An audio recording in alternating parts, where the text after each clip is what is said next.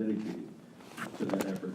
And then we need to learn more about them. Where's their composition, what's their sizes, so that we can make estimates of what the effects might be if these objects were to impact the Earth. How severe will it be? Will it survive through the atmosphere or break up? If it's big enough to survive through the atmosphere, how big is the crater going to be that it makes? So that's all involved in the characterization part of things. Now, if we find an object that is on an impact trajectory, what are we going to do about it? We work with other U.S. government agencies and the international community to plan and, most importantly, to coordinate what our response might be, because it's going to be more than NASA's problem if we have an object on an impact trajectory. And in fact, it could be one of the more challenging international issues that we might have to deal with. So coordination is an important part of our job. Then mitigation, what would we actually do to try to deflect an object in space, or if we don't have enough time to do that, what are we going to do here on Earth to get people and critical infrastructure out of the way of that impact? And then finally, we of course have to be able to assess how good we are, how well we were able to deflect the asteroid, or whatever our other actions might be. So that's just a way of organizing our business. Now, all observations that are taken by observers around the world, astronomers around the world, are brought in here to the Minor Planet Center that is hosted by the International Astronomical Union just up the street here at the Smithsonian Astrophysical Observatory here in Cambridge, Massachusetts. So observations, over millions of observations a year, come into the Minor Planet Center on asteroids and comets in the solar system. And they're responsible for determining, this is a new, unique object that we haven't seen before, developing the orbit on it. Then if an object is determined to be one, a near-Earth object that comes near the Earth's orbit, that data is also transferred over to the Center for Near-Earth Object Studies out at the Jet Propulsion Laboratory, where more high-precision orbit determination work is done to determine how close can it come to Earth or the other planets in the solar system as far as that goes, and if there is any probability of impacting the Earth in the future. The CNEO's office out of JPL is able to project these orbits out as much as 100 years in the future if we gain significant amount of observations on it and can truly understand those orbits. So the NEO Observations Program was established by NASA back in 1998, so this has been going on for 20 years now. NASA was tasked with finding 1 kilometer and larger objects back in 1998. But the NASA Authorization Act of 2005 set our current objectives, and that is to find all the objects down to about 140 meters in size. Because even a 140-meter object impacting the Earth could wipe out an area the size of the state of Massachusetts, quite frankly. And we were originally tasked to do that within 15 years, or by 2020. Well, I'm going to show you where we're at in that, and we ain't going to make it by 2020. Our current search program, because of the funding levels that we've had to date, is largely based on ground-based telescopes that are run by universities around the country, largely the University of Arizona and the University of Hawaii run some of our biggest survey programs. And we also work with the Air Force and its space surveillance assets to use to track man-made objects in space. They can also see asteroids passing amongst the stars in the background, so we exploit that data to the best that we can. And we have one space asset. It's actually a cast-off satellite, so to speak, a space observatory that the astrophysics program was using to map the infrared sky. But we quickly figured out that with all the images it was taking, and continuously images the sky, that we could see asteroids passing across in front of the stars in that data. So after the astrophysicists were done with it, we took it over and said, we'll make a good asteroid hunter out of it. So our current discoveries per year, this graph shows the discovery rates. The last few years, with our increased capabilities, both in Pan-STARRS and the Catalina Sky Survey, we've been finding about 2,000 objects, near-Earth asteroids, every year. However, this year you see that that bar is a little short, and that's because the weather in Hawaii has been horrendous this year for astronomical observations. So this is one of the limitations we currently have. Just using ground-based telescopes is, of course, you can't use them when the sky's not clear, and you can only use them at night. So we're only able to actually survey, hunt for asteroids, maybe a third of the time during a year at best. Our current discovery rate this year is down about, going to be down about 300 or 400 objects because of those limitations. What we're really measured against is going down to 140 meters or larger in size, and these are the discovery rates at 140 meters or larger, only finding about 500 or so a year in the latest years. And this year, again, we're going to be down 100 or so by the end of the year because of bad weather. Our total number of discoveries, accumulated discoveries over the life of the program is here. We're up to a little over 19,000 near-Earth asteroids now of all sizes that come in orbits that come within 30 million miles of the Earth's orbit. Sounds like a long ways, doesn't it? But 30 million miles is a stone's throw, so to speak, when you're talking about distances in the solar system. 8,000 of those, 8,300, are larger than 140 meters in size. Almost 900 of them are larger than a kilometer in size. And boy, we would not want to get hit by a kilometer-sized asteroid because that would have global effects. The amount of material that would be thrown up in the Earth's atmosphere would, well, that would be climate change in an afternoon, quite frankly. About 2,000 of those, 10% of those discovered, are what we call potentially hazardous asteroids, in that they come within 5 million miles of Earth's orbit, and those are the ones we want to keep track of over the years. Because these orbits evolve, even though it's not an immediate impact hazard, as the orbits evolve over the course of time, it could become one. So progress on finding the 140 meter and larger asteroids. The current prediction of the number that are out there is about 25,000. We currently, as I said, have a little over 8,000 of them discovered, so we're only about a third of the way done to achieve that goal that Congress set for us back in 2005 to achieve by 2020.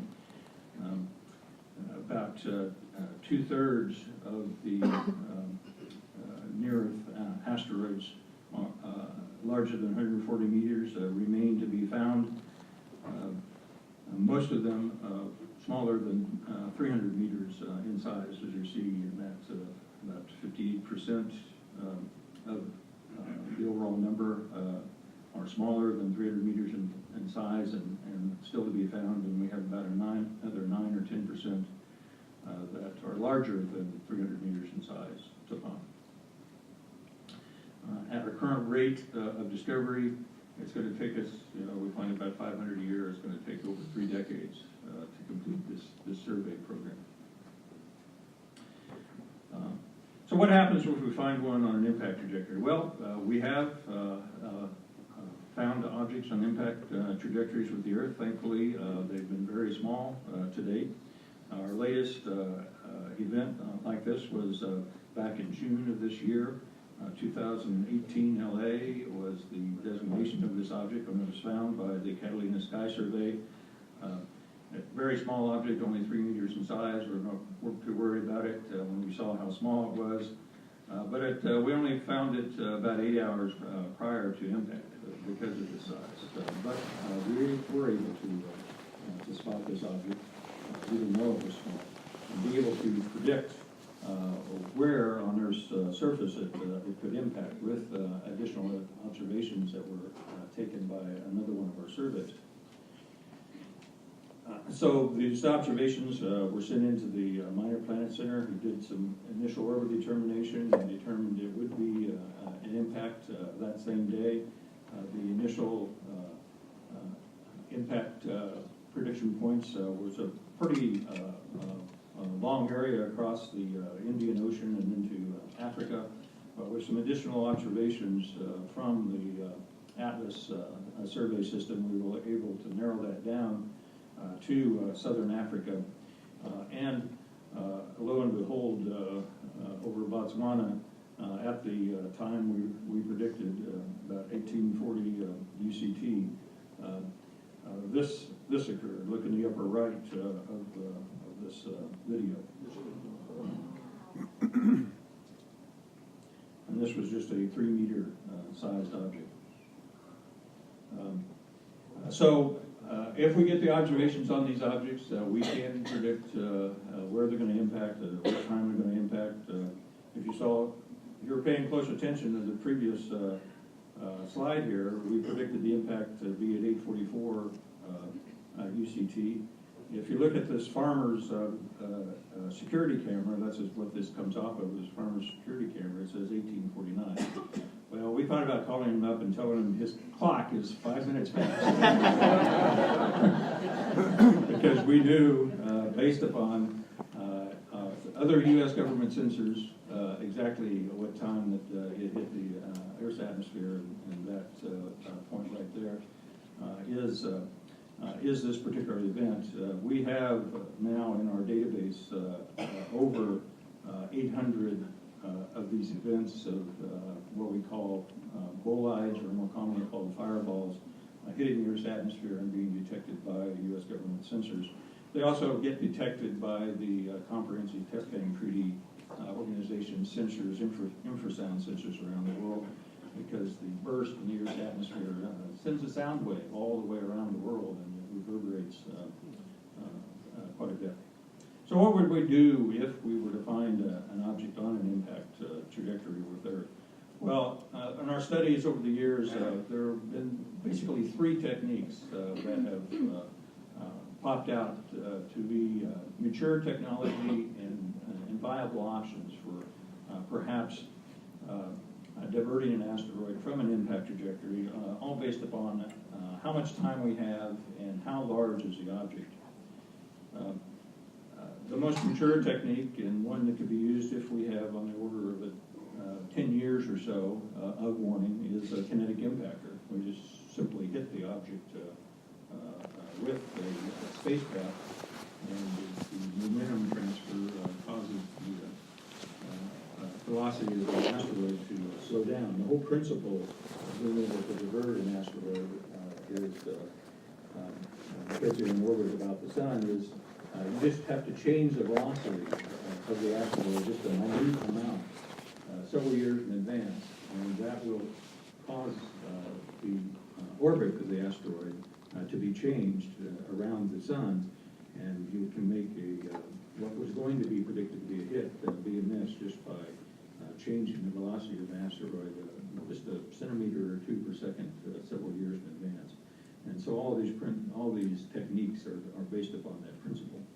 So the kinetic impactor, viable technique. If we've got a little more time and the object is not too big, we could use what is called a gravity tractor, and I'll describe that to you a little bit more in the future. And then, of course, there's always a nuclear option if time is short and the object is particularly big. In fact, we are so confident that kinetic impactor technique will work that we have engaged on a mission called the Devil Asteroid Redirection Test, which we are funding in its full-scale development now this year. The DART spacecraft is designed to impact the moon of the Didymos asteroid system. It's about a half-mile wide asteroid, primary asteroid, with a small moon that's about 140 meters in size that orbits it. and we're going to impact that moon and change the orbit of that moon to demonstrate how this technique really works and validate our models to make sure we really understand everything we think we do about diverting an asteroid in orbit. We can do this on the asteroid's moon and not change the orbit of this system about the sun. The orbit of the system about the sun will stay the same, so we don't put Earth in any further danger by doing this demonstration, because Didymos is one of those potentially hazardous asteroids. It does come close to Earth's orbit over time. So DART is a mission, a real mission that NASA is doing now, assuming we get our 2019 budget. Of course, Congress has not appropriated yet our 2019 budget. The gravity tractor is you simply nestle up to a asteroid not too big a size with a spacecraft and use nature's tug gravity, the mutual interaction gravity between the spacecraft and the asteroid over time. As you station keep, that spacecraft will slowly tug that asteroid off of the impacting trajectory into a more benign orbit. What's nice about this technique is you kind of have complete control over how much you change the asteroid's orbit and be able to drop it into the orbit you want to versus the kinetic impactor. You hit it and what you get is what you get. Whereas with the gravity tractor, you can continue to tug, measure how much you've been able to change the orbit, and if you need to change it some more, continue the mission for a longer period of time. Of course, the downside of this is it takes years to divert an asteroid this way of any size. So you've got to have spacecraft that will reliably operate for up to a decade at a time. And then finally, of course, is the one that all the movies like to talk about, the nuclear explosive technique. NED is the acronym that we use.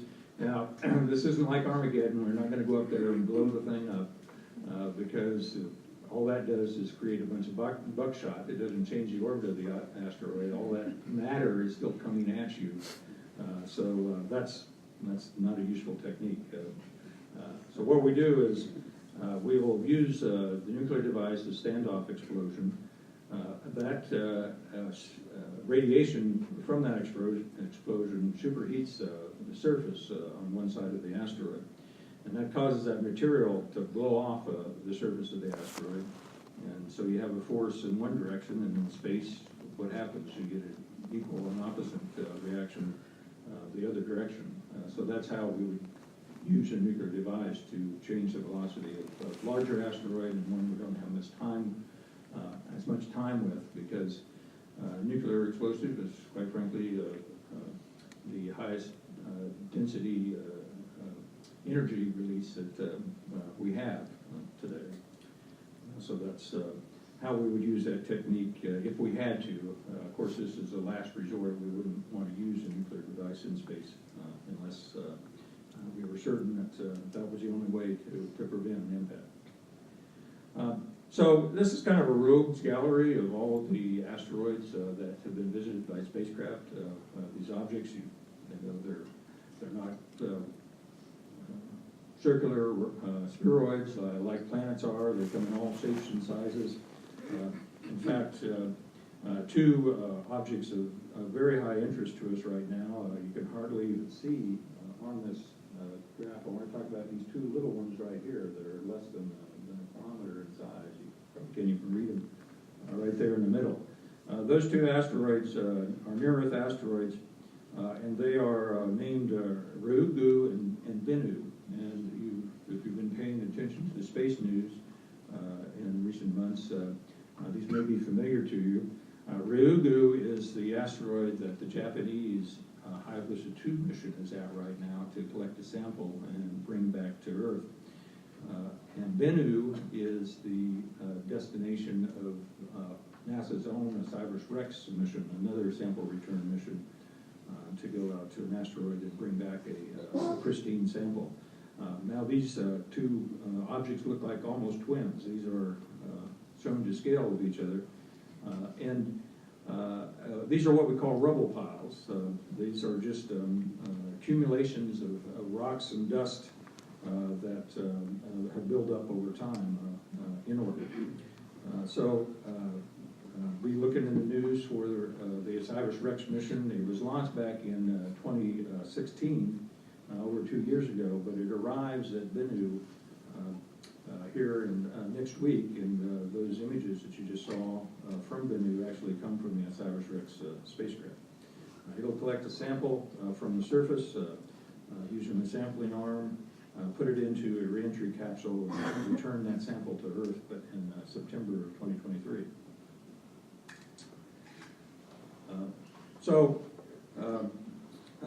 Over the course of 20 years or so, we've really accumulated a lot more knowledge about near-Earth asteroids and know a lot more about what's out there. What you're seeing here is animation of all the objects that have been discovered in this time frame. I'm waiting for somebody to tell me to quit looking because of all the stuff that we are finding out there. I mean, it can be a little scary when you see it like this. But in reality, you know, although each of those dots represent an asteroid, in real scale, you wouldn't be able to see it. It would be so small. But it does look like a very hazardous snowstorm out there, so to speak, when you see it depicted this way. And with that, let's turn the program over to you so we can hear from all the participants here. Let's thank Lindley.